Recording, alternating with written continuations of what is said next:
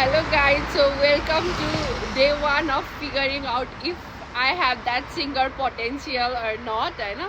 सबैको चाहिँ आफ्नो आफ्नो एउटा ट्यालेन्ट भयो अनि मेरो चाहिँ केही पनि ट्यालेन्ट भएन सो मलाई लाग्छ कि I could be a good singer त्यसैले यु गाइज डिसाइड हो कि म एउटा गीत गाउँछु लेट मी थिङ्क कुन गीत गाउने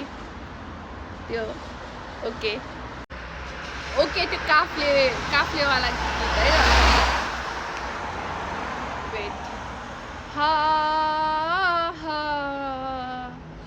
धान सुक्यो रापले फकाउँछ काफले जानु कि नजानु